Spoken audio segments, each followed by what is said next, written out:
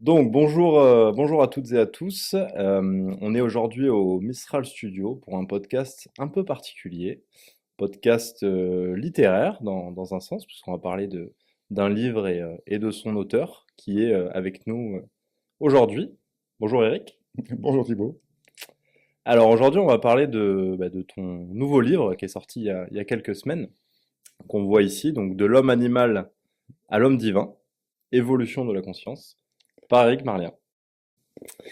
Alors, peut-être qu'avant de parler du livre, je me suis dit que ça pourrait être intéressant que tu nous expliques pourquoi toi, ostéopathe de formation, depuis quelques décennies déjà, tu t'intéresses finalement depuis pas mal de temps à des sujets beaucoup plus larges que ceux du corps humain intrinsèquement, on va dire, et Mhm. notamment tout ce qui va être lié à la conscience et à son lien avec le corps.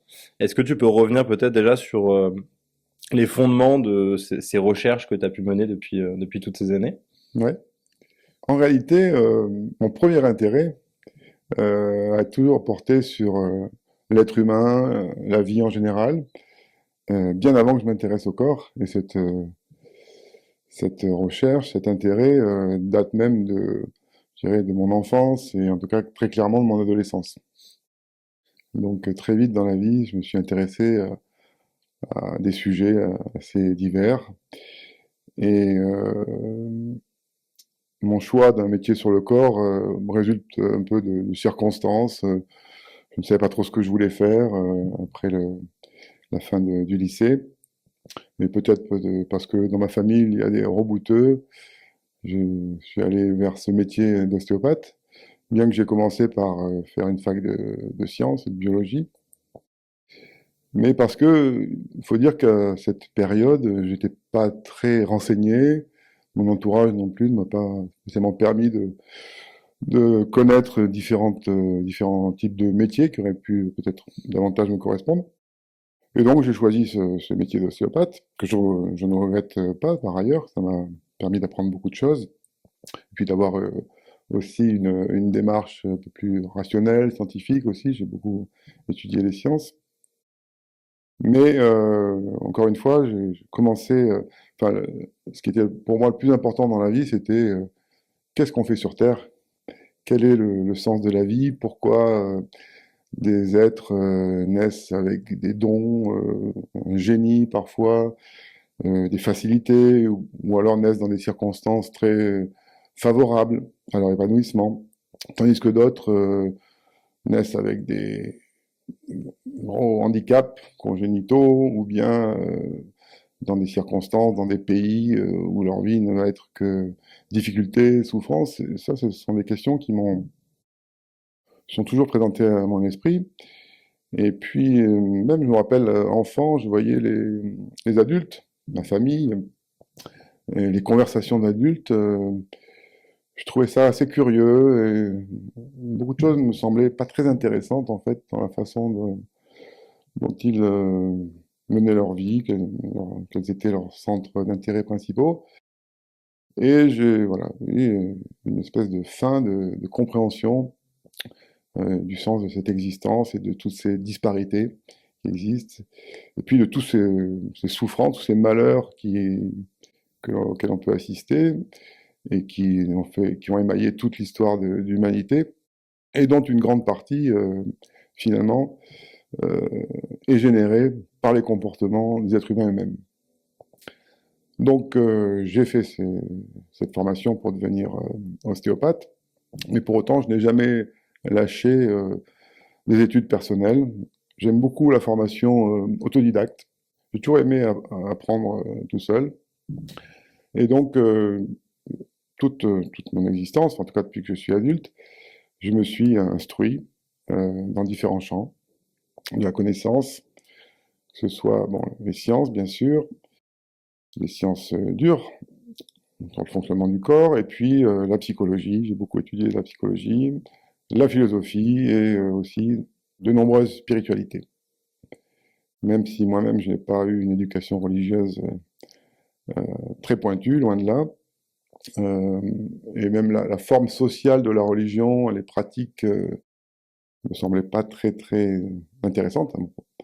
à mes yeux en tout cas, mais l'essence de ce qui fondait les spiritualités, les grandes spiritualités, les religions, par contre, j'ai très vite vu, grâce à certaines lectures, certaines sources, qu'il y avait quelque chose de fondamental, et que si ces religions existaient depuis la nuit des temps, c'était pour répondre à des grandes questions que se pose l'être humain, et pour essayer d'éclairer ce chemin de l'existence, et pour pouvoir essayer d'en discerner à la fois les difficultés, mais aussi les possibilités d'advenir à une vie plus pleine, à une vie dans laquelle chacun peut participer à l'établissement d'une communauté, d'une société plus juste, plus humaine, plus égale, etc.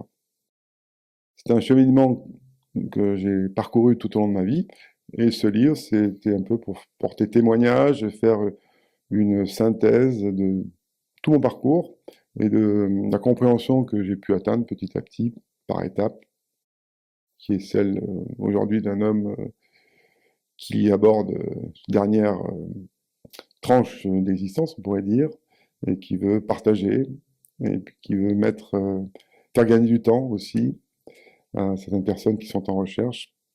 Et c'est pas, je ne prétends pas apporter une vérité. Mon objectif, c'est plutôt de susciter plus de questionnements, d'ouvrir des champs possibles de réflexion pour les uns et pour les autres qui cherchent à avoir une vie meilleure, dans tous les sens du terme. Ok, donc il s'adresse un peu à tout le monde ce livre finalement? Oui, c'est un livre qui est écrit pas du tout pour les spécialistes, qui en revanche, d'après les quelques feedbacks que j'ai pu avoir, est un petit peu exigeant. C'est pas un livre qu'on va lire comme on va passer une heure pour juste prendre connaissance d'un sujet et puis passer à autre chose. Non, c'est un livre qui suppose quelque part un cheminement intérieur dans sa lecture, mais qui s'adresse à tous ceux qui se posent la question de l'être humain, tous ceux qui se posent des questions sur qu'est-ce que, quel est le sens de cette vie, quel est le sens de toutes ces vies, lorsqu'on embrasse d'un regard toute l'histoire de l'humanité, et toutes les difficultés, souffrances, drames par lesquels elle est passée, d'une part, puis d'autre part aussi toutes les merveilles qu'elle a pu créer, tous ces, tous ces hommes et toutes ces femmes qui ont fait preuve d'un génie dans n'importe quel domaine que ce soit pas uniquement l'art, mais la littérature, la peinture, la musique, les sciences, la philosophie. Il y a vraiment des êtres humains qui ont laissé une trace indélébile. Et donc, voilà, tous ceux qui essayent de savoir un petit peu les déterminants de l'existence humaine, surtout, je crois que c'est ça qui est important, et c'est ce que ce livre essaie de montrer. Quels sont les différents déterminants qui, euh, qui conditionnent nos vies et la façon dont on, on vit, on expérimente, on, on éprouve, on produit, on crée dans toutes ces multitudes, toutes ces différences à travers chaque être humain. Quels sont ces déterminants? Qu'est-ce qui se passe derrière qui fait qu'on est ce que l'on est? Presque que l'on pense ce que l'on pense, que l'on éprouve ce que l'on éprouve, c'est-à-dire qu'on soit sujet à certains types d'émotions. Pourquoi des gens sont anxieux, pourquoi des gens sont coléreux, pourquoi des gens sont jaloux, pourquoi des gens se suicident ou tuent par amour, pourquoi des gens passent leur temps à essayer de trouver une reconnaissance de la part des autres ou de la société, pourquoi des gens se terrent chez eux, n'osent plus sortir. C'est toutes sortes de questions qui touchent des millions d'individus concrètement dans leur vie, et on peut commencer à apporter quelques réponses à tout ça.